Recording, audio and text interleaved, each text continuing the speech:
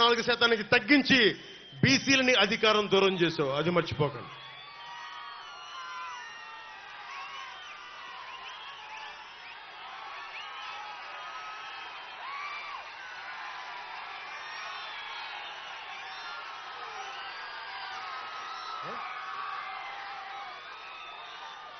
పొద్దున్న చూస్తా ఉన్నా, నిన్న వైఎస్ జగన్కి రాళ్ళు ఇసిరారంటే ఎవరు?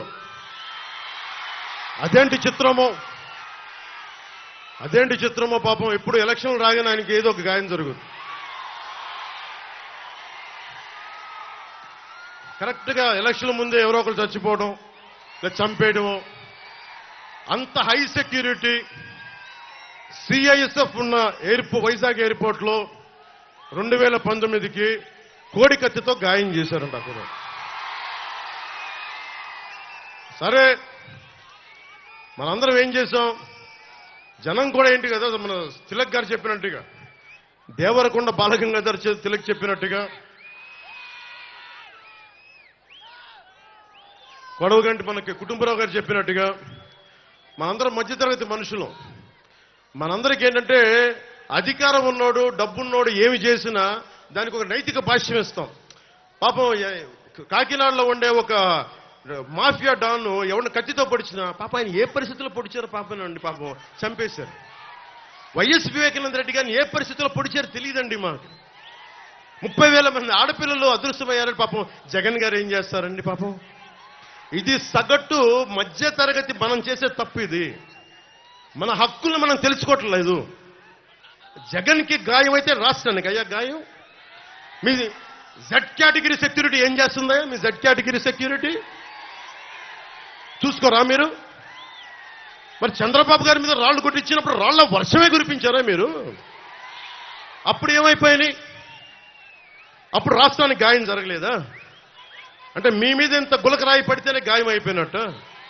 ఏమో ఎవడు చేశాడో నా సంతాపం నాకు బాధ కలుగుతుంది. నన్ను అడిగారు ఈ రోజున స్టేట్మెంట్ ఇమ్మని చెప్పారు మా పార్టీ వక్తలందరూ.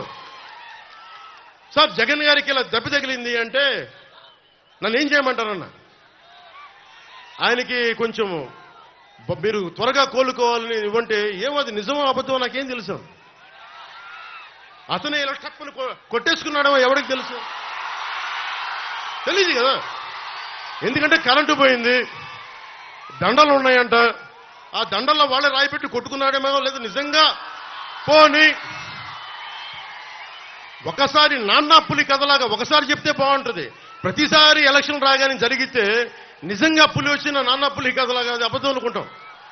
సరే, నిజంగా మీ మీద రాయిసినోండి మీరు పట్టుకోండి. ఎదురుగా పొడిచిన వ్యక్తినే ఈ రోజు వరకు మీరు పట్టుకోలేదు. జైలు నుంచి అతను బెయిల్ ఇప్పించారు 5 సంవత్సరాల తర్వాత. కోడికత్తి వ్యక్తినే. ఈ సెంటిమెంట్ డ్రామాలు దయచేసి ఆపండి. ఈ నాటకాలు భరించలేకపోతున్నాం.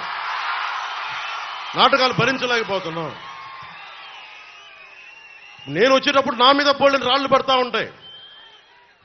మనకి పీఆర్పీ టైంలో నేను ఖమ్మం వెళ్తా ఉంటే నా మీద రాళ్ల వర్షం. మా వాళ్ళందరికీ మోకాళ్ళు ఇరిగిపోయినాయి, నాకు ఈపుల మీద రాళ్లు పడ్డాయి. ఆ రోజు చెప్పుకోవడానికి మీడియా కూడా లేదు. మొత్తం కరెంట్ ఆపేశారు రాజశేఖర రెడ్డి గారి ప్రభుత్వం. మరి దెబ్బలు తిని మేము వచ్చాం. నా స్టేజ్లు కూల్చేశారు. కాదు, నేను ముఖ్యమంత్రి కొడుకుని కాదు కదా, ముఖ్యమంత్రిని కాదు కదా. మన కథలు ఎవరికి తెలియవు. జగన్ గారికి ఎంత రాగానే అయ్యయ్యో ఎంత బాధ జరిగిపోయింది. అయ్యయ్యో పాపం. అమర్నాథ్ని తిరుగు తోటలో కాల్ చేస్తే పాపం లేదు. అది వైసీపీ వాళ్ళకి పట్టదు.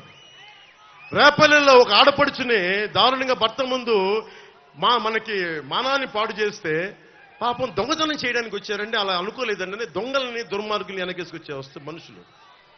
జగన్ గారిది ఇంత పడగానే నాకు నిజంగా అనిపించింది, జెడ్ కేటగిరీ సెక్యూరిటీ మీరందరూ ఏమయ్యారయ్యా? పోలీస్ అధికారులు ఏమయ్యారు? డీజీపీ గారు ఏమైపోయారు? ఇంటెలిజెన్స్ ఆఫీసర్ గారు ఏమైపోయారు మీరంతా? ఒక అందరినీ దాడి చేసే వ్యక్తి అతని మీద దాడి చేయడానికి ఎవడన్నా సంతోషిస్తాడు? మనకి నిజంగా సాహసిస్తాడా? నిజంగా ఇంత యంత్రాంగం ఉండి పట్టుకోవడానికి మీకు ఎంతసేపు పట్టుకోవడానికి? రేపొద్దున ఎవడన్నా పట్టుకుని కూడా వాళ్ళు ప్రేరేపించారు, వీళ్ళు మీ వాడే చేశాడేమో. 2019లో మీ కూర్చోబెట్టి కోడి కత్తి కోసం జగన్ గారు సీఎం అవ్వాలని డ్రామా ఆడటానికి నేనే పొడిచానని ఆ అబ్బాయి చెప్పాడు.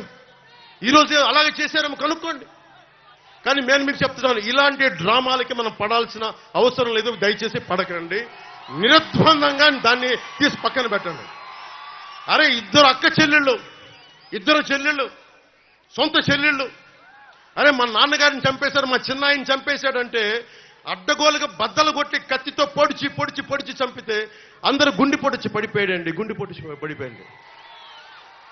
వీళ్ళ కథలు మనం ఎలా నమ్ముతాం? ఈరోజు ఆయన వివేకానంద రెడ్డి గారు అమ్మాయి సునీత గారు వైరాలజిస్ట్. ఆవిడ అమెరికాలో చదువుకున్న వ్యక్తి, వైరాలజిస్టు. కరోనా లాంటి వైరస్ ని ఆవిడ దాని మీద నిజంగా వైద్యం చేయగలిగే వ్యక్తి. ఆవిడ కూర్చొని నా తండ్రిని చంపేశారు, నా తండ్రిని చంపారంటే ఒక్క పోలీస్ అధికారి దాని మీద మాట్లాడు. CBI central bureau of investigation వస్తే కడపలో కోర్టులోకి వెళ్ళనివ్వరు వాళ్ళని. ఇంత దారుణంగా ఉంటే మనందరం కూర్చొని చేతులు ముడిచి కూర్చున్నాం. మనందరం, మనకు పౌరుషం చచ్చిపోయింది, మనందరికి చచ్చిపోయింది. ఎందుకు నేను వ్యతిరేకపడడం? చీలద్దు చీలద్దు చీలద్దు ఎందుకంటానంటే ప్రజాస్వామ్యాన్ని కూలి చేసేవాడు ఒకడు కూర్చొని మనందరినీ పొడుస్తా, చంపుతా, దోపిడీ చేస్తా ఉంటే ఎంతకాలం భరిస్తాం? ఎంతకాలం?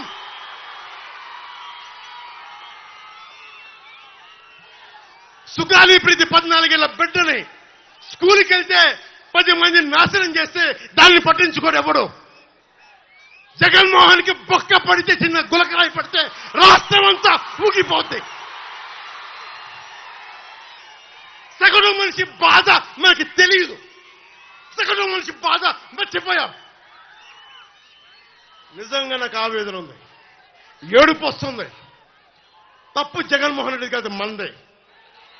మనకు పౌరుషం చచ్చిపోయింది. ఇందాక తెనాలో చెప్పినట్టుగా దాస్యం చేసే కంటే కూడా చచ్చిపోవడం మేలు. దాస్యాన్ని ఆపేద్దాం.